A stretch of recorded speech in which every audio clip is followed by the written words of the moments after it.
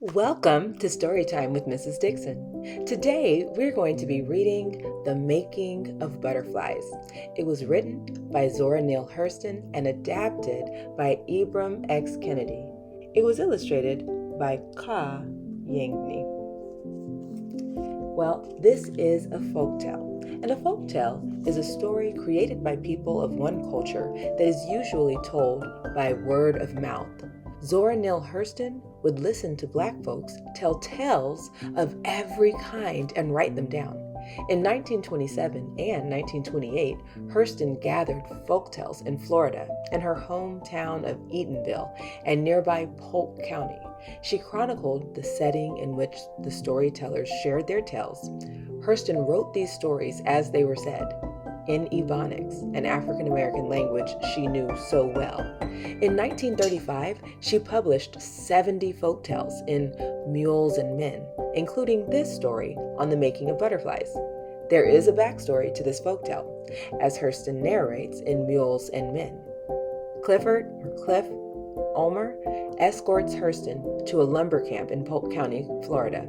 African Americans there work long and hard hours in dangerous conditions. They tell folk tales as they work.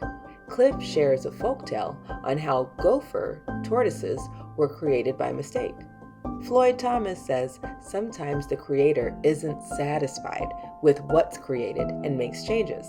Jim Presley asks Floyd what the creator has ever changed. Floyd tells the story of the making of butterflies to Jim, to Cliff, to Zora Neale Hurston, and to the rest of the lumber workers, and now to children.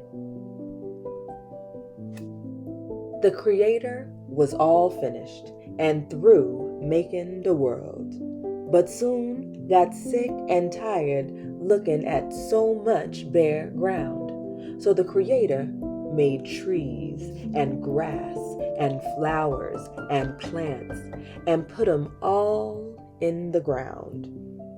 They all started growing. Way after a while, the flowers said, "We's put here to keep the world company, but we's lonesome ourselves." So the Creator said, "A world ain't never finished. Soon's you make one thing, you got to make something else to go with it." So the Creator went round clipping little pieces off of everything. The sky, the trees, the flowers, the plants, the animals. When folks seen all them little scraps falling and fluttering on by, the Creator called them flutterbys. But folks didn't hear right and said butterfly. Say butterfly. And folks been calling them butterfly ever since. That's how come we got so many gorgeous butterflies of every color and kind.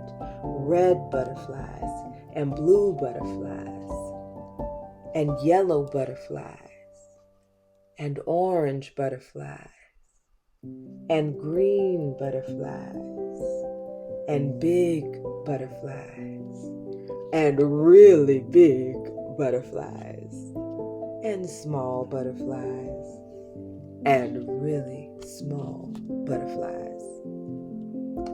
That's why they hangs round all the flowers. Butterflies were made to keep the flowers company.